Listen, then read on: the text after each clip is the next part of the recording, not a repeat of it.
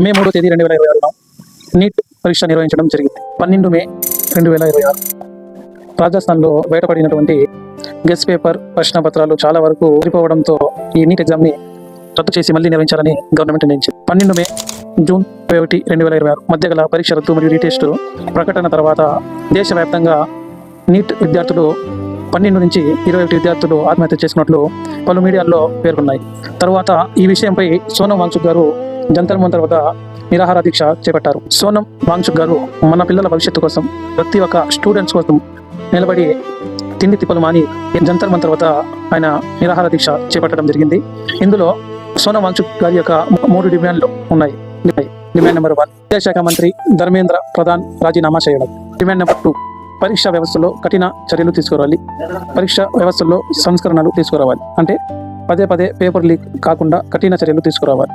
Demand number 3, విద్యార్థుల కుటుంబాలకి న్యాయం జరగాలి. అంటే పరీక్ష అవకతవకల వల్ల ఒత్తిడికి గురై ఆత్మహత్యకు పాల్పడినటువంటి కుటుంబ సభ్యులకి న్యాయం చేకూరాలి. మన ప్రధానమంత్రి PM గారు వచ్చి ఈ స్టూడెంట్స్కి వివరించినట్లయితే ఇక్కడ ఇంత గొడవ ఉండేది కాదు. కానీ ఇక్కడ స్టూడెంట్స్కి వ్యతిరేకంగా లాఠీ చార్జ్ చేసుకోవడం చాలా బాధాకరంగా ఉంది.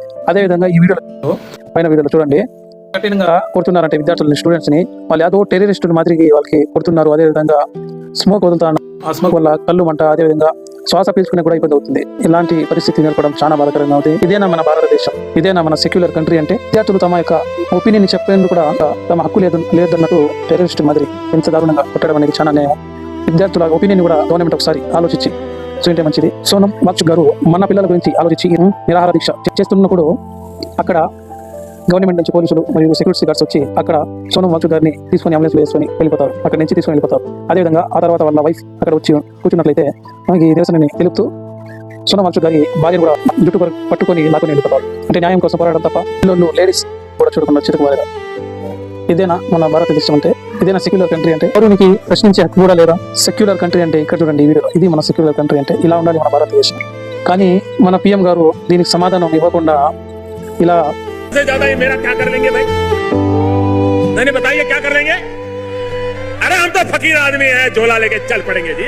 బ్యారిగేట్స్ ఆ పక్క అంటే back side Jantar Mantar office back side gate నుంచి వెళ్ళిపోతారు. పార్లమెంట్ లో విద్యార్థుల గురించి, స్టూడెంట్స్ గురించి మాట్లాడుతుంటే చైర్మన్ ఈ విషయాన్ని పట్టించుకోకుండా అక్కడి నుంచి వెళ్ళిపోతారు. ఈ వీడియోలో చూడండి, ఇక్కడ పోలీసులు యూనిఫామ్ పైన నేమ్ ప్లేట్స్ కూడా తమ యూనిఫామ్ మీద తీసేశారు. అక్కడ ఒక పోలీసు వేసుకున్నట్లయితే అతని చెవిలో ఇంకో పోలీసు చెప్తాడు, ఏమని, ఈ నేమ్ ప్లేట్ ని యూనిఫామ్ నుంచి తీసేయి, గుర్తుపడతారు వీళ్ళు పోలీసులేనా అని రౌడీలా స్టూడెంట్స్ ప్రశ్నిస్తున్నారు. అక్కడ ఒక టిప్పర్ లో రాళ్ళు రప్పలు తీసి ఇక్కడ శాంతియుతంగా జరుగుతున్నటువంటి ఉద్యమంలో రాళ్ళు రప్పలతో ఒక టిప్పర్ కనిపిస్తుంది. ధ్వంసం చేసినటువంటి కార్ని ఇక్కడ